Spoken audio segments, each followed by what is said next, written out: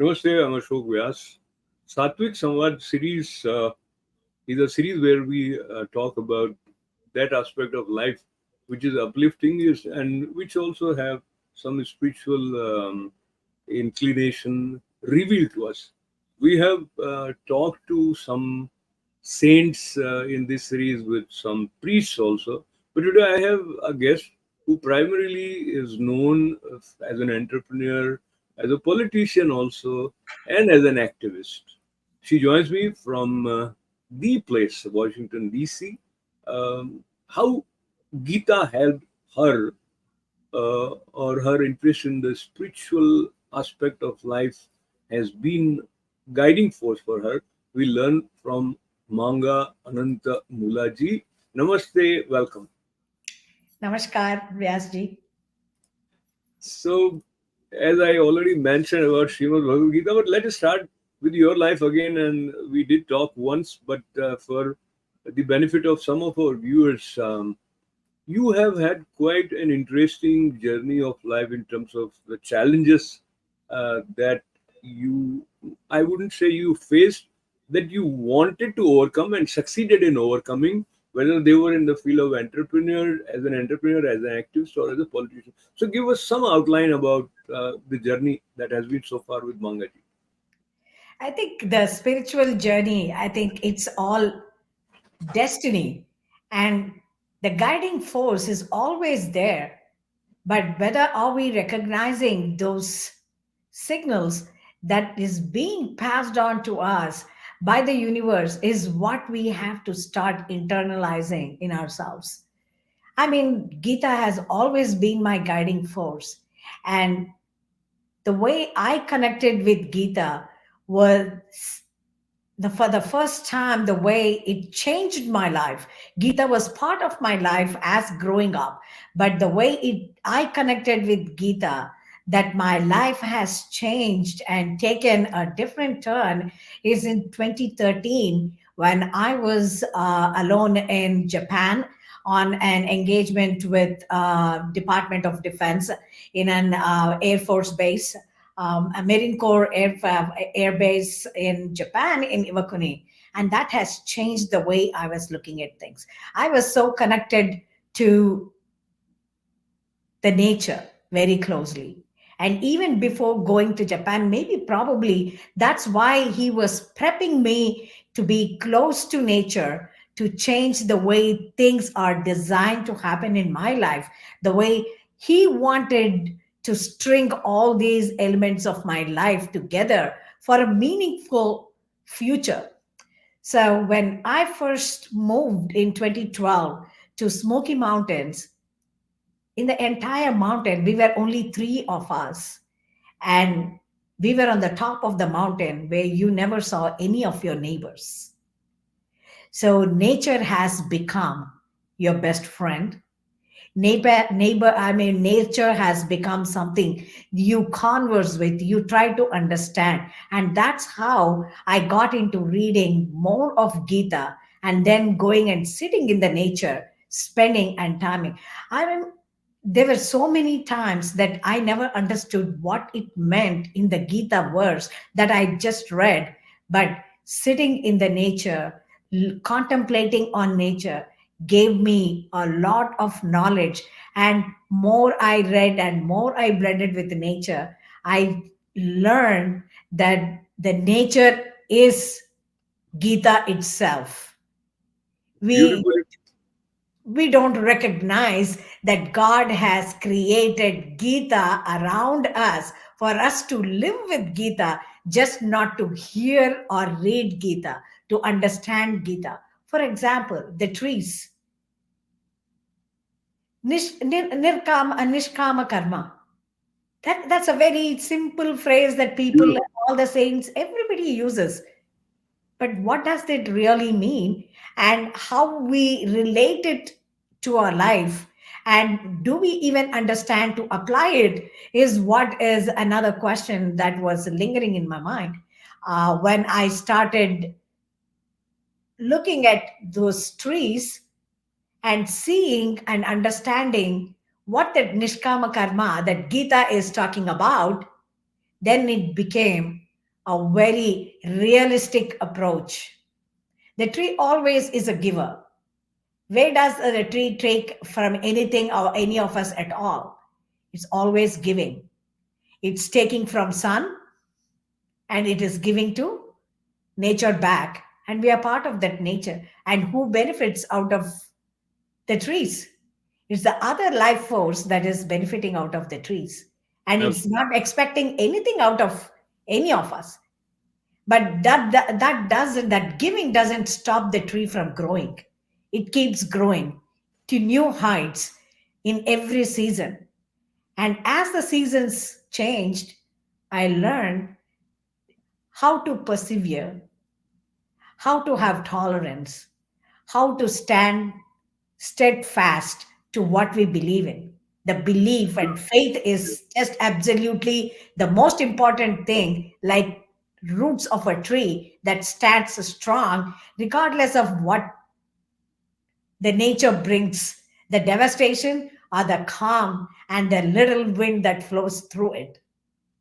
Your expression is beautiful and it's melody to my ears as well as inspiring. And I'm reminded of this doha, Taruar phal nahi khat hai, nadi na sanche neer, और परमारथ के कारण साधुन धरा शरीर. So it is in the service of others that inspiration comes from the Bharat's mati or the soil of Bharat. And we will come back to where we are in terms of what you just shared with us. But I just thought it'll be interesting for us to learn about the satsang, the informal sitting that was a part of your upbringing, where your father would sit with you and encourage you to sit in silence. And talk to me about those days. And was there any dream or vision about life that you had as a child at that time? That's a great question, Vyasji. Nobody has ever asked me that question. Whether that was guiding me in form of visions. Definitely, I think I developed visions by sitting in silence.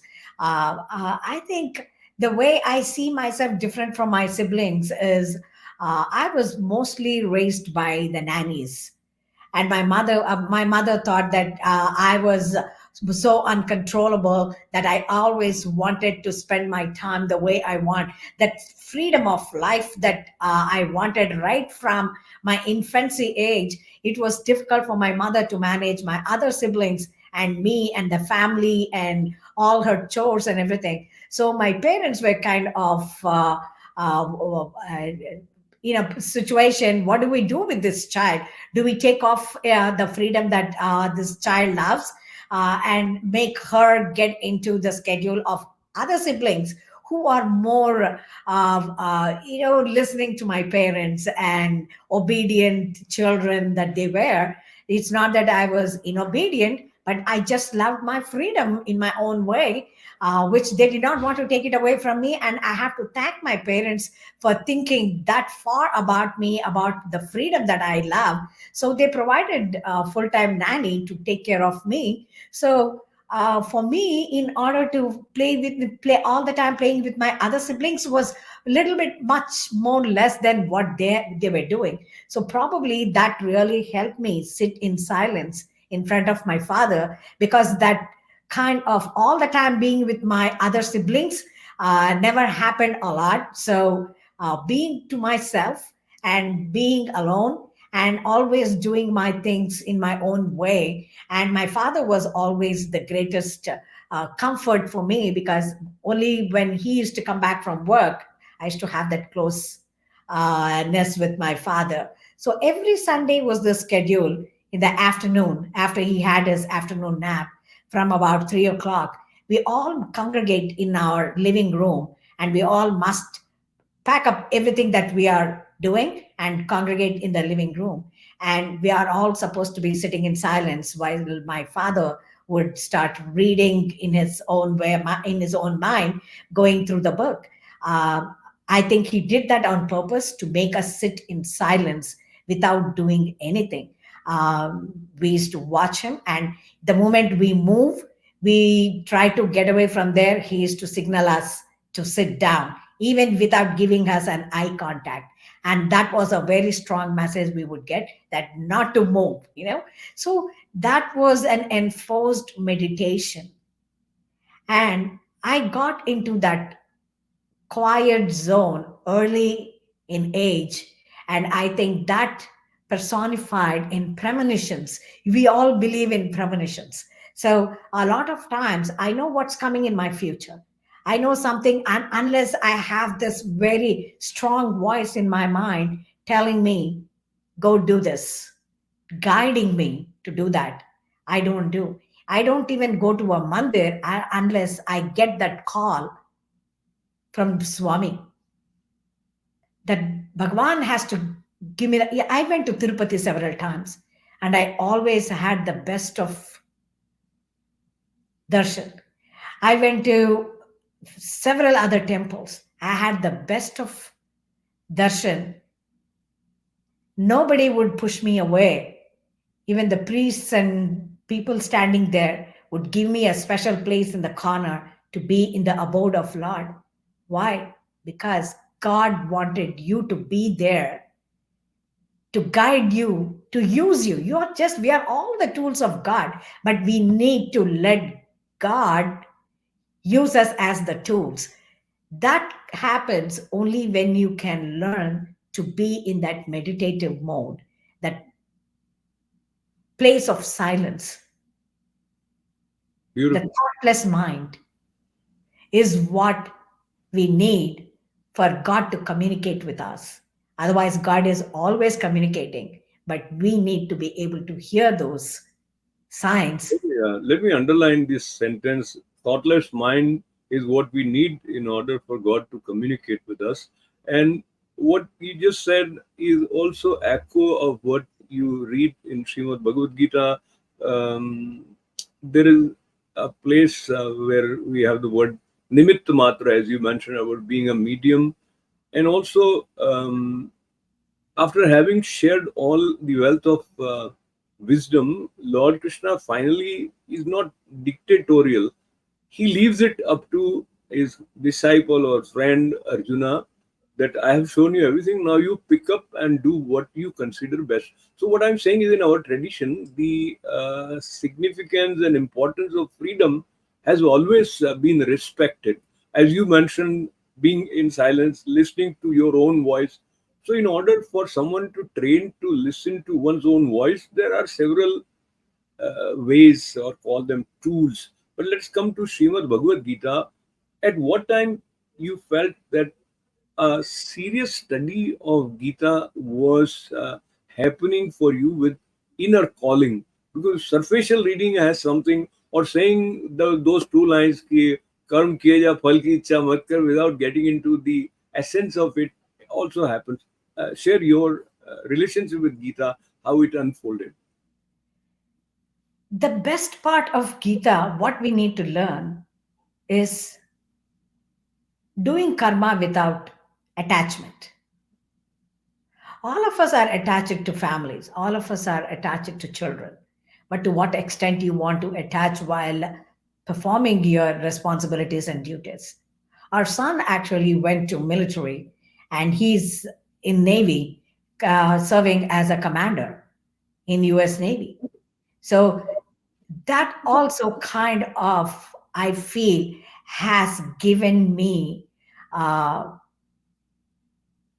a life changing event and understanding of staying connected spiritually with children and not physically with children and emotionally.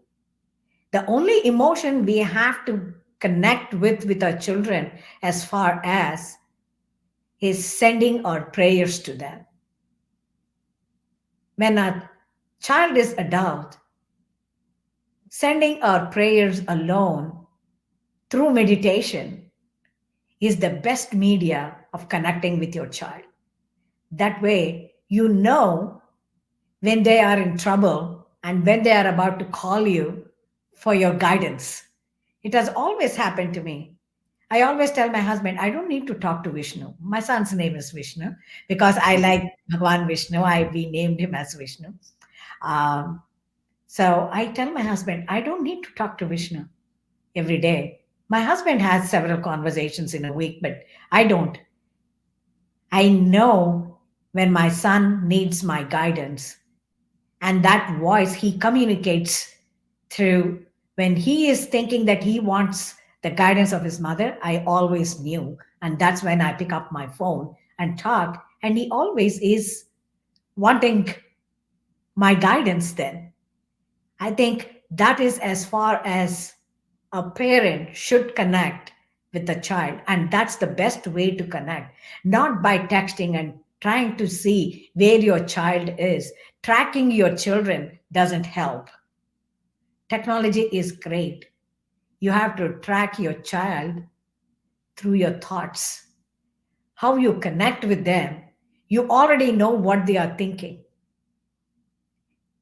I You think talked about that's how Mahabharat has taught too.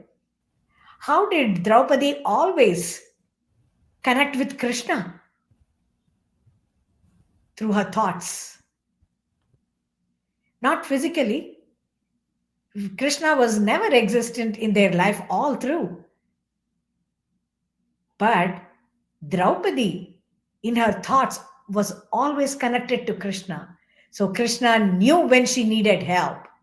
And I think that is the best message we can get, we can follow, and try to put ourselves into it. It doesn't come in a day, but we have to practice. When people have a lot of time to become so Bollywood and Tollywood, why don't we have time to become part of Gita? so listening to you, it may bring a sense of awe, like the way you said, connect, being able to connect through thought waves, etc. It doesn't happen in everybody's life.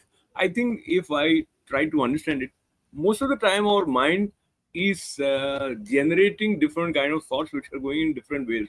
But the with the strength coming from Bhagavad Gita, probably you are able to channelize your thought waves in one direction, and there is a sense of continuity. When I say you, meaning not just you, anyone who he is like who is like that, and there are very few of us are like that. So when you have people with, call it, exceptional abilities in any field, and especially when they are intuitively sort of at a higher space, it puts people in a little bit unease sometimes, because they cannot relate to such a person easily, or they can relate very well to such a person. So both opposites happen. Either some people will feel very comfortable in or relating to such a person, but some people will feel that it is not making sense to them. Now, I explain all this in order for you to share how has been your experience, and especially with the kind of approach that you have towards life, then interacting with people who are in the politics, or people who not only come with different backgrounds but different understanding and preference uh, about different segments of life. So talk to me about this side in the light of Gita. Well, it has helped me to differentiate in two different ways in politics. Politics, if you take Mahabharat, that's also politics, but there are two different ways. One is Pandava ways, and one is Kaurava ways. And how many people, as you said, can relate to Pandavas, even though it's nice to hear? They can feel it, but they cannot have that understanding to go as far as they should to be with that force, to be with that positivity. Because more and more of people, either through social pressure or either through fear, some pressure, they are pulled toward Kauravas. the selfish being, pulls. When you look at these two characteristics of Kauravas and Pandavas, Pandavas were always brave, righteous, and honest, but they never were able to convince the whole kingdom to go behind them. It was Kauravas because it was easy to follow the flow. The water flows in one direction, and it's easy for the particles to wash away with the flow. Only the things that can withstand the current, going against the current, is what takes courage and the difference. And I chose going sometimes against the current is dharma. We have to battle. I had a lot of battles in my mind. Which one should I pick, even in my political career? I was at a stage just few months ago. I went into that cycle of election this year knowing something wrong was happening, knowing there was a discrimination, having seen an evidence of discrimination against minority candidates. But I have to prove it. How do I prove it if I am not in it? So you have to also put yourself in order to show dharma, in order to show what is wrong, you have to also have the courage to put yourself into it. Let me If the Pandavas didn't go for Varna Vrat, they would have never been able to show that Duryodhan would never change. So we have to make that choice. And I always had made the choice. And the reason I made that choice is I want our Hindus to know that you are just being a puppet in the strings of the political parties that are pulling the string for your vote and not for you to lead or share your values. I mean, there are two political parties in this country too, like Pandavas and Kauravas, right? Karna, he chose to be with Kauravas, which I relate to as Democrats, but he was always silenced. He was given power, but he was silenced.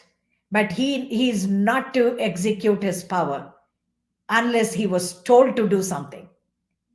And I see that with the Democrats in this country. And on the other hand, I see the Republicans, they talk about dharma, but they never put themselves into accepting people in that leadership role. They never accepted a Hindu. You tell me how many Hindus are there in the Republican Party, and that is politics. And how do I show our Hindus that you are just the mere voters and you are not accepted as leaders? So let me interrupt you here for two reasons. One, I know there are many Hindus who, while listening to you, may not agree with you in terms of the classification of Democrats and Republicans. That is fine. We won't get there because Oh, everyone has yes. his own way of understanding. Where I want to go is one, when you mention about the importance or the lack of proper response to the talent or the potential of someone coming with the Hindu background, whether religion plays or what background you have plays some role or not, we leave it open for debate for some time, because you have one conclusion, and if we keep that conclusion as the ultimate conclusion, then the chances or the The space of debate is gone. hope shrinks. Yeah. Yeah. So that for that reason also, I think we should keep it open somewhere.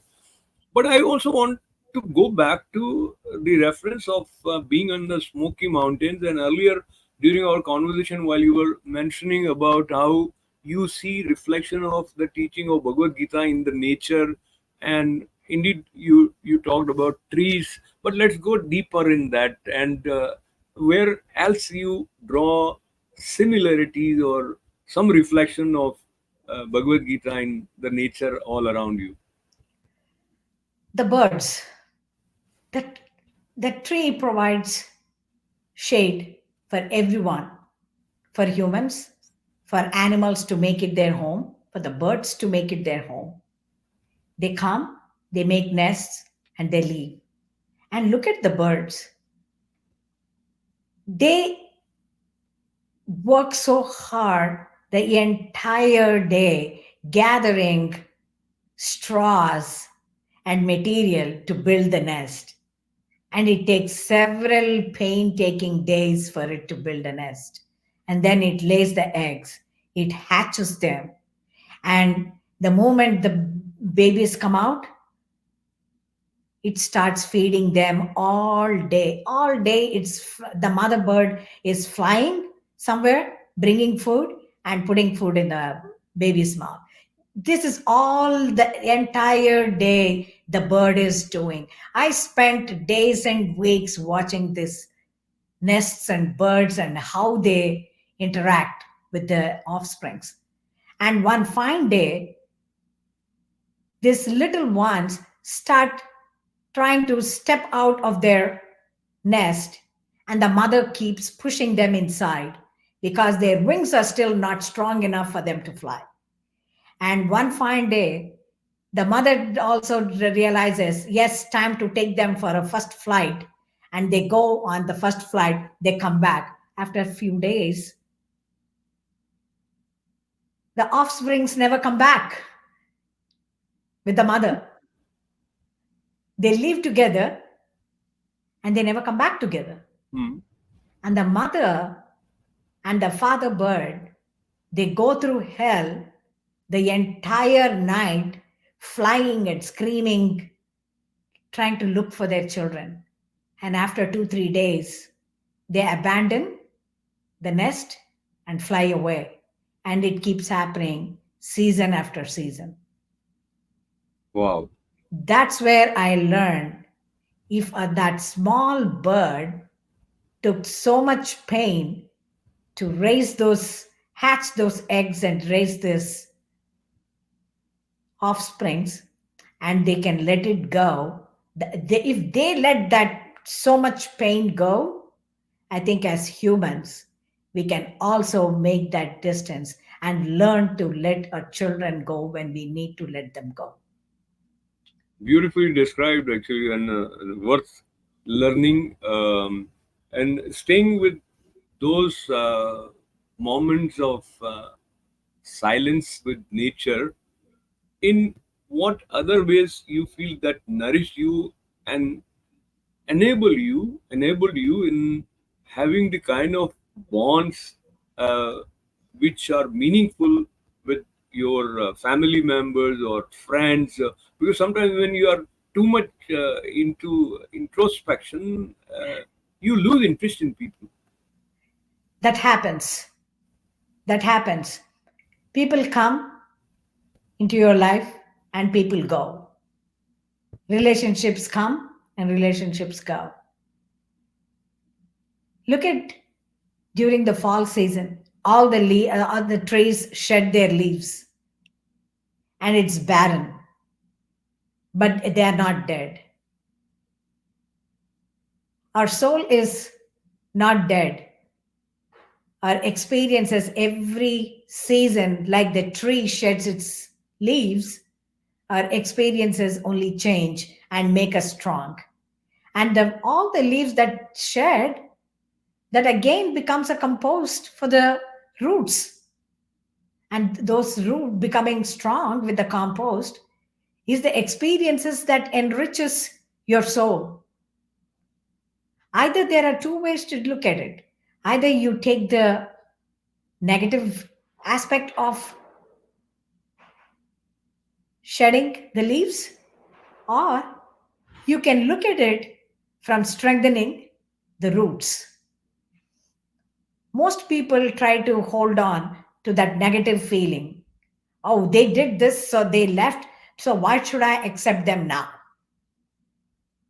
Why should I do anything good for them now? No, by leaving you, they have taught you a lesson.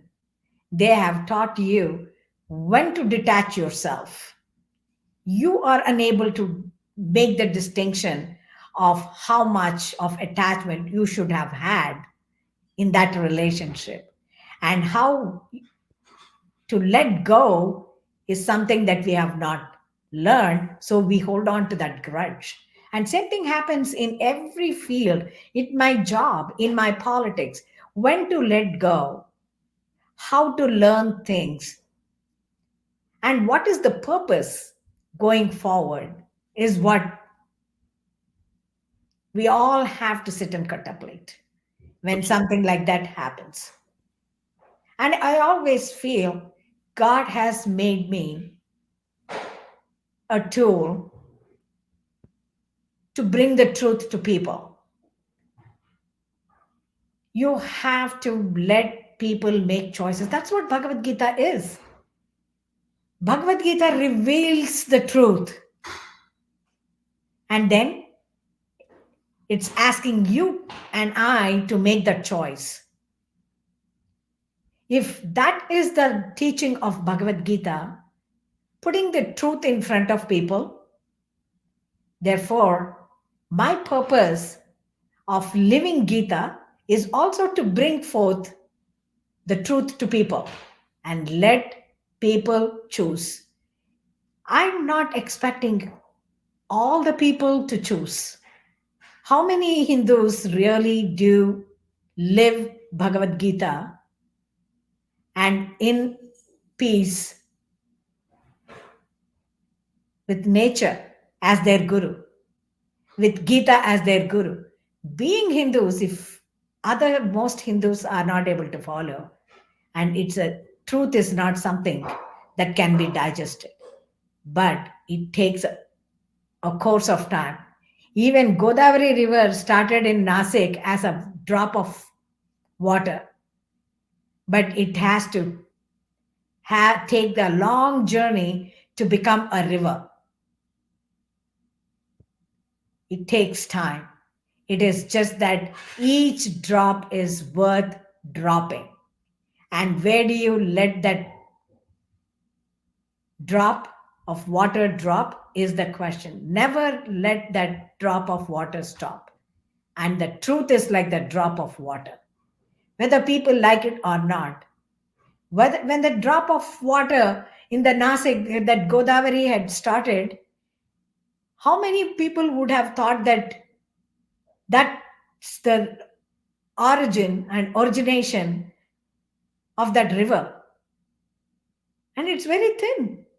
And when you look at that river Godavari and go back and look at Nasik, it has to amaze you how God has created. And Nasik is the truth, and Godavari River is the fall of the truth. It has to take the journey, but never stop that journey. Keep it going. And I feel my purpose is to put the truth out there, whether it is in politics. I think that's what I'm called out for. Okay, I let fought me. for Hinduism, and I'm now again fighting for Hindus to be able to share their values to the world. And that is also important. If I don't believe in my Gita values, I cannot share that with pride with others. We have to open that. And that is my drop of origination of Nasik, and let that grow into Godavari. Very well put. One, many of the ideas or the way you are expressing it are relatable, and some people would resonate with that. Uh, and I'll ask a question uh, which may not sound pleasing, exactly speaking. When, when I say not meaning, when you say that you want to bring out the truth, then there are people who say, who are you to tell me about the truth? Again, the question is, when we shift it, what is it that gives you the confidence and conviction that what you are trying to bring out is truth? So that question, and then another reference from the probably words of Acharya Shankar, maybe in Tattva Bodh or somewhere, where he defines the Shraddha, then having complete uh, faith in the words of Shastra and in the words of Acharya. That is no doubt in that. So now coming to Mangaji. So when Mangaji says whether she is expressing as an acharya or not, whether she is in sync with the traditional way in which the knowledge is revealed, even Srimad Bhagavad Gita, Lord Krishna also says that the jnana that I am giving to you, earlier it was given such time, then so then Arjuna asked him, you just are like my age or something, and you're talking about thousands of years.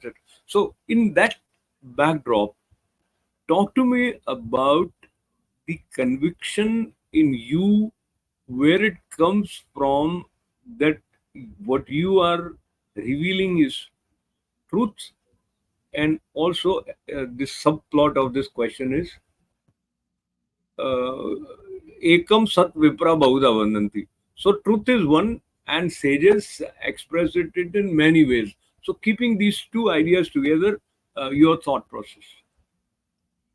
Time will prove the truth. Like I just few minutes ago said, who in the first place would have thought that that one drop of water that's dripping from Nasik would have become a huge river, a holy river Godavari, right? If people didn't see the Godavari river and saw only the Nasik, the dripping of water, you can never say that it is going to culminate into a holy river. It is the journey, it's the samai, it is the parivartan, it is the journey that everything has to take. People don't have to take everything as the credible truth when they don't know what the truth is.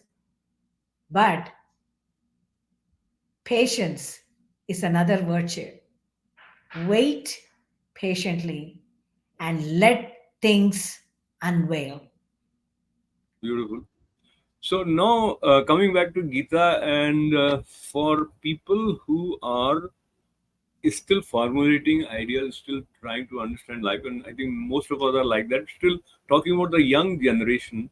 And you'll be happy to know that just yesterday, which is on the 14th of September, I was at Hindu Samaj Temple in Mahwah, New Jersey, where they inaugurated Institute for of spiritual sciences, and the prime focus is that the upcoming generation is given the opportunity to learn and are encouraged to absorb the teachings of Srimad Bhagavad Gita.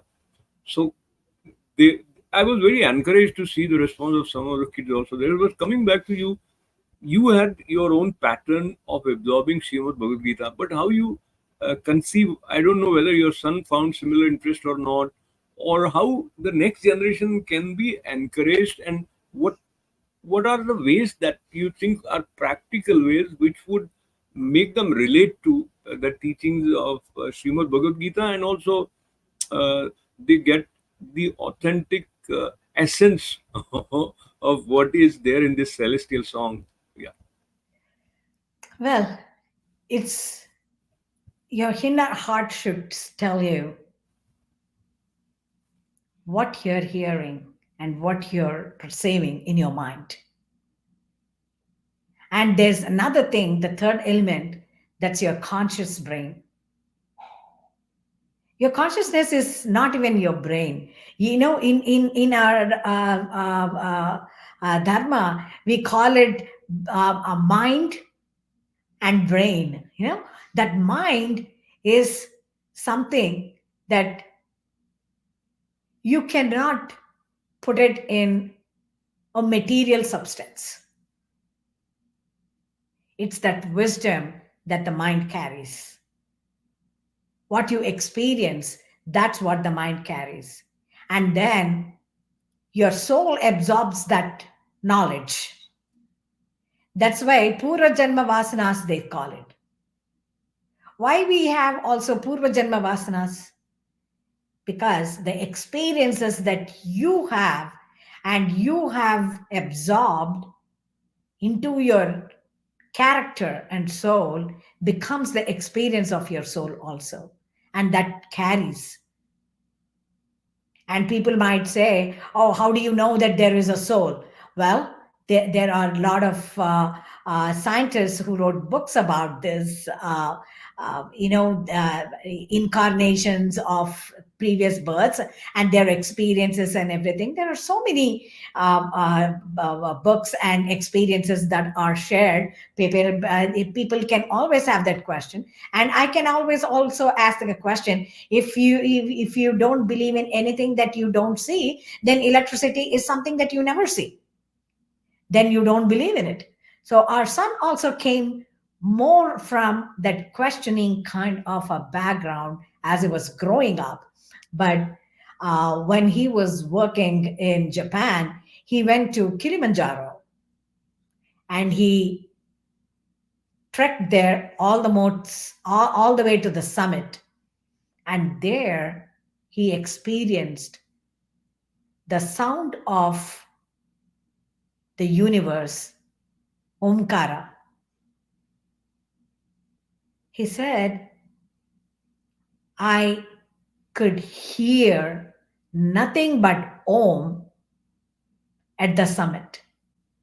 Wow. And that changed the way he was thinking about Hindu beliefs. He is not into ritualistic Hinduism, but he is into meditation and spiritual part of Hinduism. And he reads Bhagavad Gita every day, like I do. And Very good. he loves Vivekananda's Gita. He follows Vivekananda. And among the latest gurus, he follows Sadguru. He's very And logical. that, yes, and that experience alone is enough for him to become spiritual. That the experience of hearing Omkara at the summit of Kilimanjaro, it So changes. beautiful, beautiful. So I'm kind of, for those who started listening to us a little late, want to mention that one in the atmosphere where many Hindus are kind of seen shy of mentioning about their Hindu identity, being in the politics here in America and at Washington, D.C., Mangaji is not just forthright, she also has a sense of dignity and respect associated with being a part of this tradition, which teaches the concept or the idea or the spirit of Vasudeva Kutumbakam. So it is all inclusiveness, it is the sense of oneness, which is also parallel to what we refer to as Hinduism. Another thing, your son, you mentioned, and I kind of repeat that he is serving in the U.S. Navy, and he also draws inspiration from Srimad Bhagavad Gita or Swami Vivekananda. That also tells us about how universally applicable these ideas are.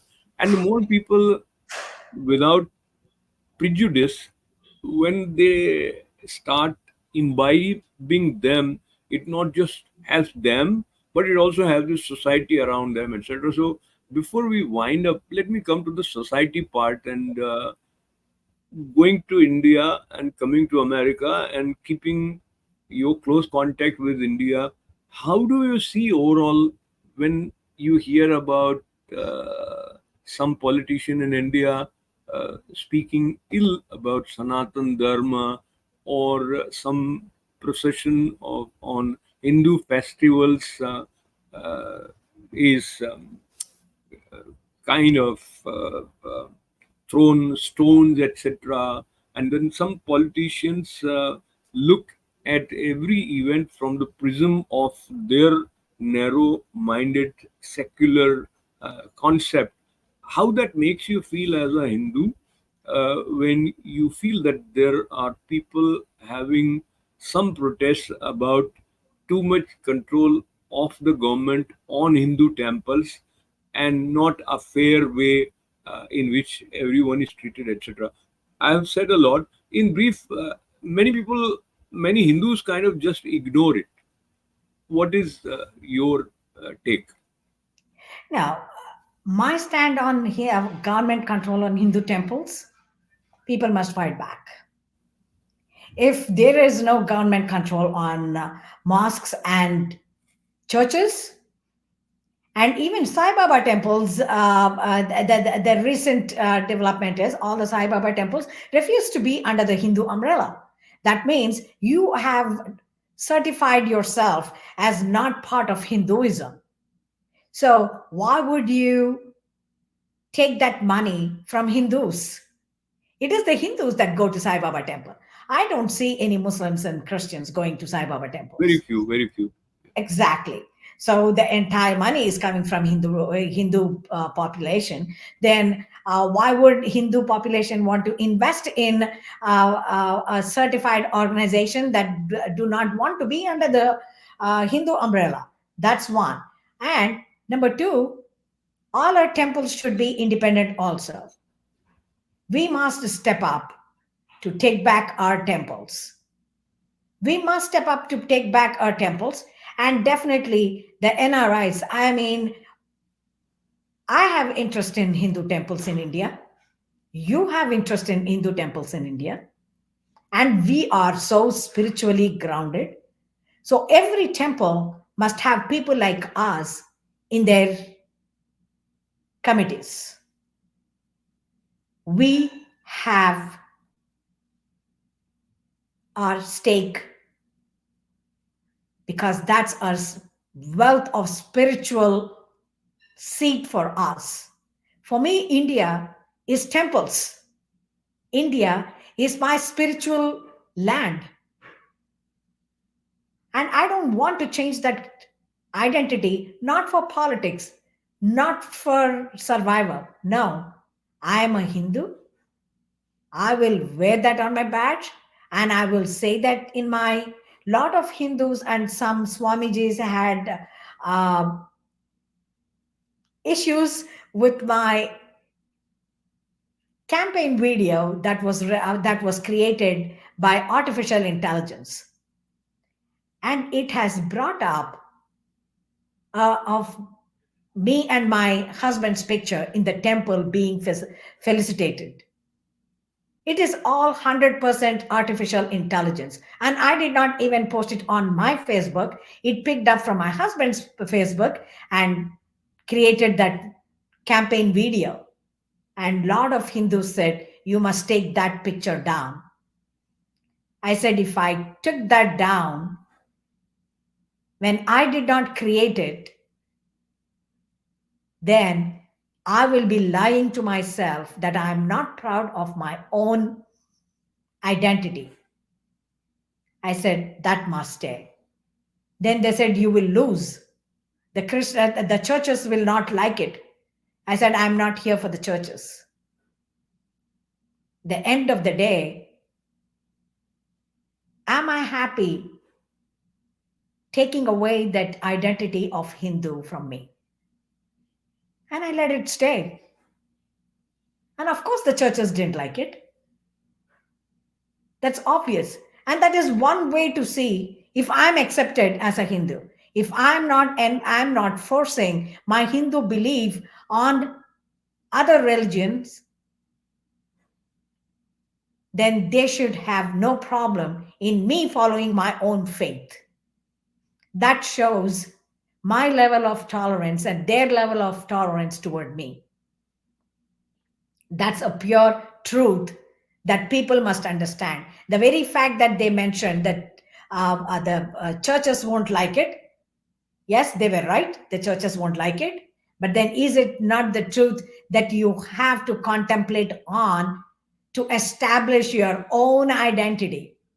Is your identity to be followed only in secrecy? No. I am happy for Christians that go to church every Sunday.